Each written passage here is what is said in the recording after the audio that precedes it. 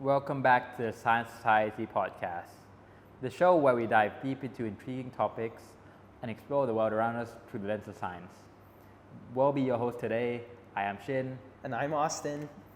And today we're going to tackle one of the most heated debates in the animal kingdom, cats versus dogs. Let's kick things off by examining our charming cat feline friends. They've been with us for thousands of years, probably not as long as dogs, but they've been our companion and looked after us for many years. Cats. I know you don't like cats at all. You're like a cat hater. I would say a hater, but yeah. But I'm gonna try to make you a cat lover today. All right.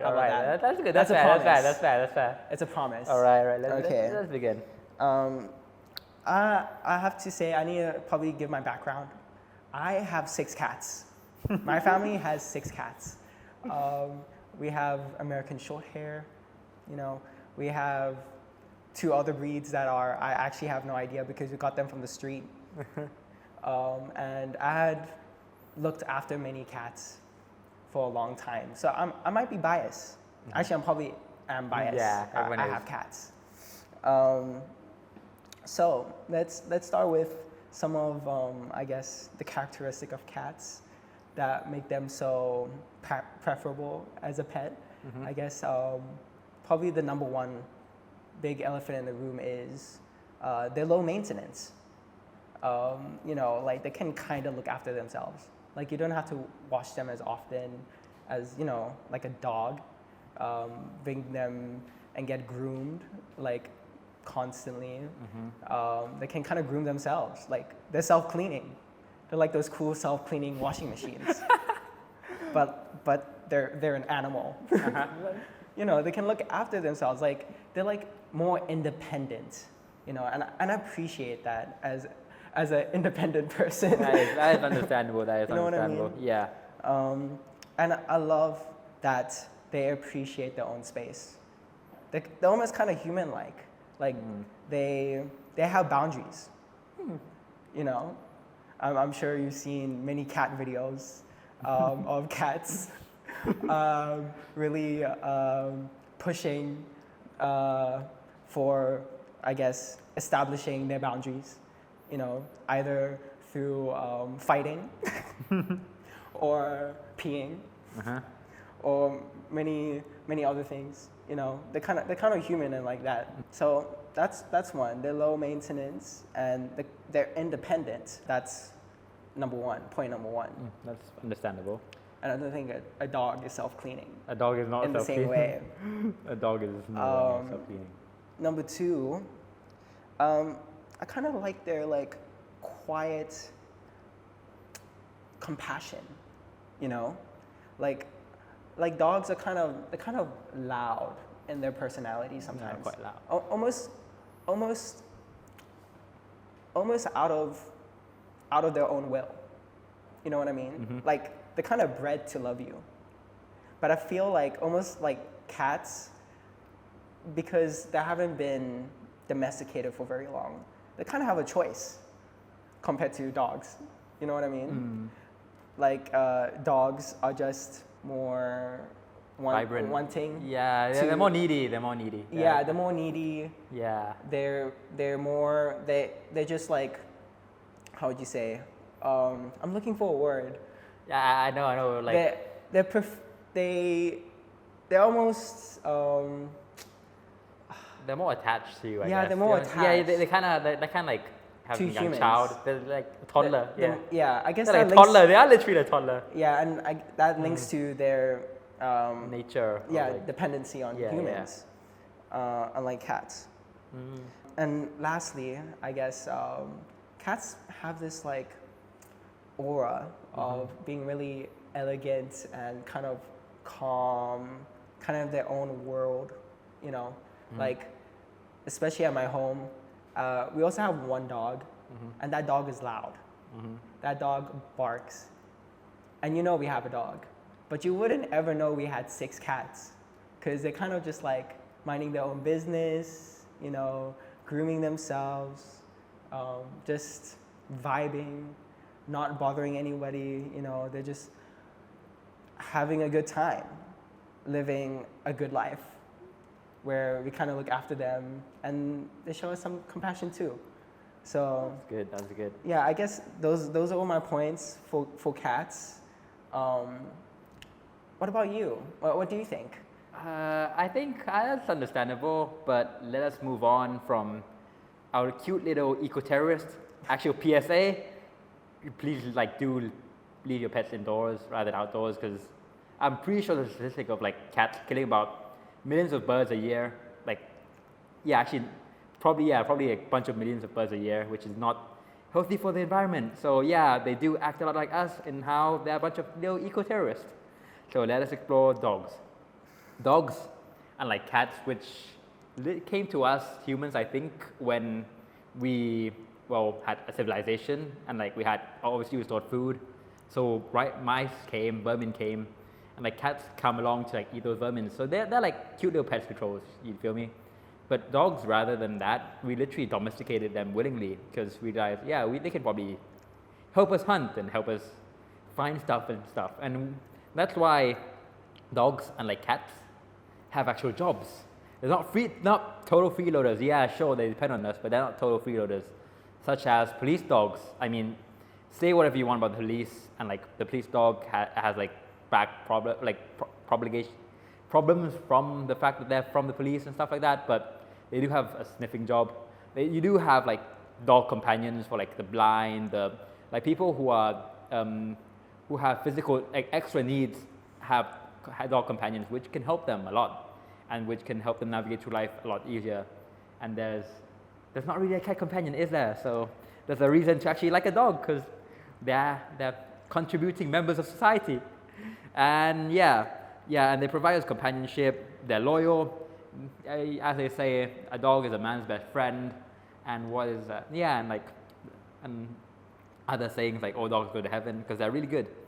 Yeah, and you can have dogs in various roles, and they can do a bunch of stuff that can help you and benefit you.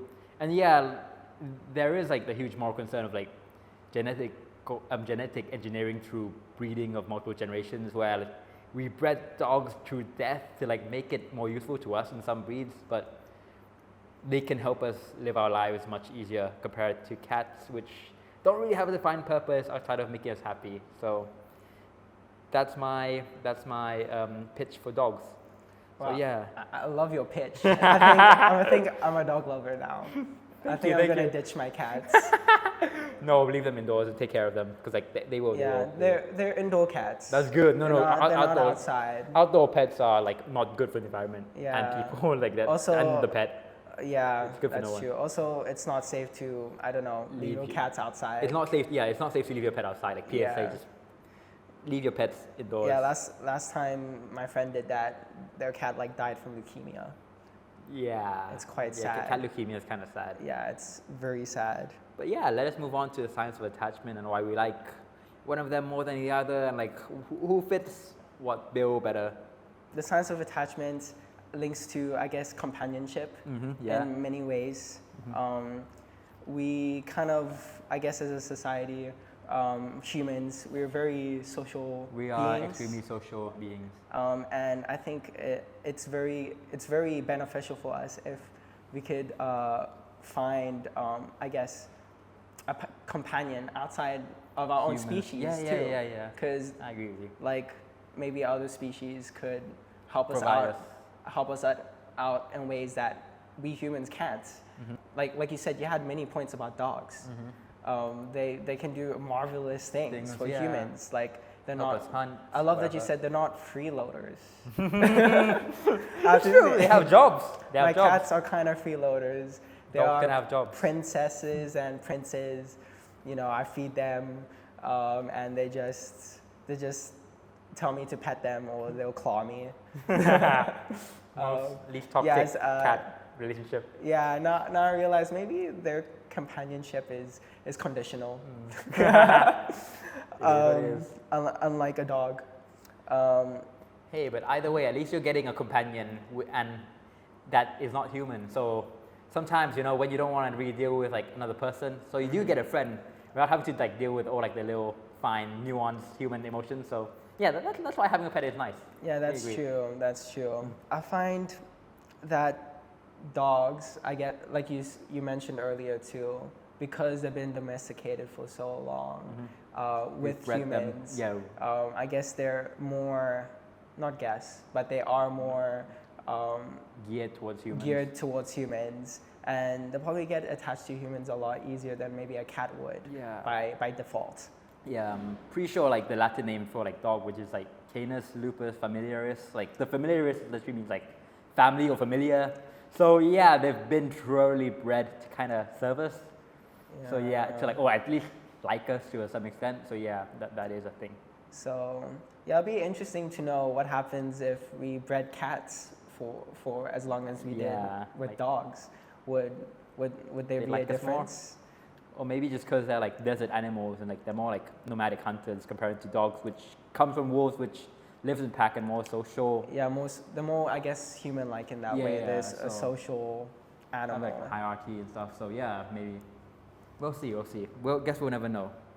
So would you like to move on to some more nuanced personalities between cats and dogs? Sure. Like, do you have a dog? I do not. I used to have a dog. I kind of have a cat right now. It's like, you know those like cats which like belong to like the neighborhood? Yes. They're kind of like mainly mine, like mainly ours, but yeah.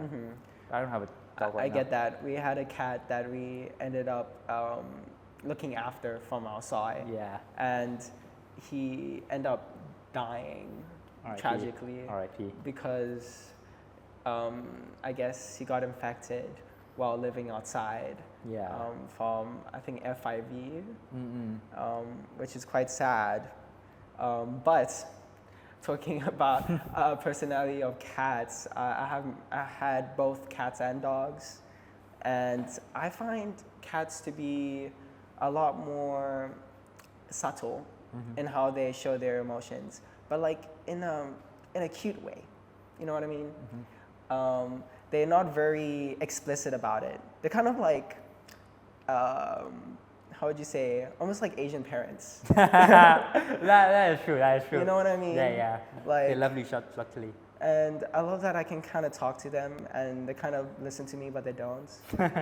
You know, I feel like, I think it feeds into like some complex I have. You know what I mean? Like, I feel like if you don't like direct companionship like dogs are, like almost more, I get, for me, dogs are a little bit too high energy for me, like coming home and then the dog is literally jumping on me, and I mean, it's really nice, but sometimes it's just overbearing. So having a cat is almost like calling up your friend to talk about your bad day, and they don't really say anything about it, but they kind of acknowledge that you're there. You know what I mean? They kind of give that vibe. That is understandable. Like, I kind of like their like subtle companionship. I think it's something that's very unique. I'm sure maybe some dogs, like some dog breeds, probably do that better give the same effect. It's like I'm talking like properties of dogs and cats. They give properties, so yeah. There are properties. Yeah, I think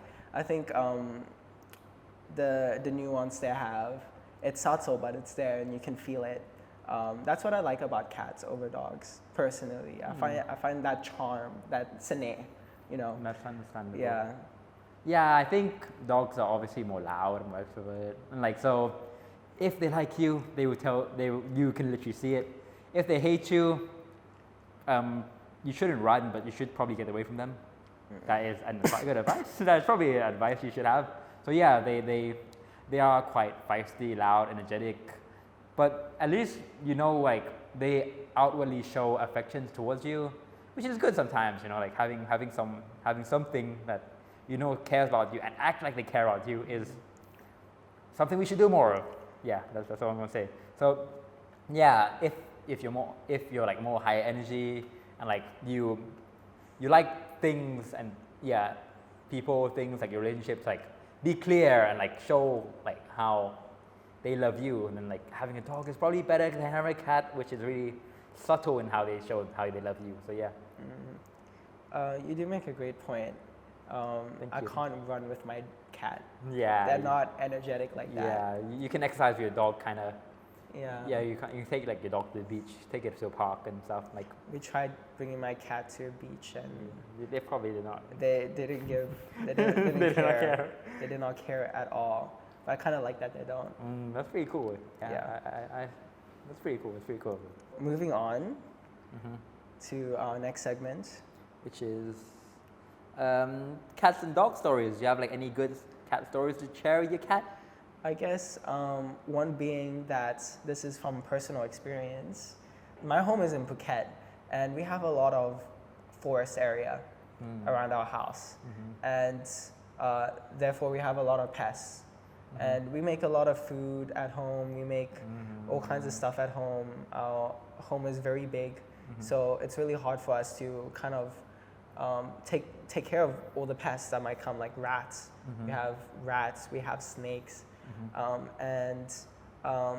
What happened was that we had this huge snake, this python, in the back of our house near the washing machine. Oh, was damn. slithering by, and our black cat, Dum, his name is Dum, black and Thai. That's a really innovative name. Yeah, I really like that it's name. very descriptive. Yeah, My yeah. uncle gave him that name. That is a good name. He's the one who died from FIV, Oh damn, R.I.P. which is very sad. But Your uncle's a poet.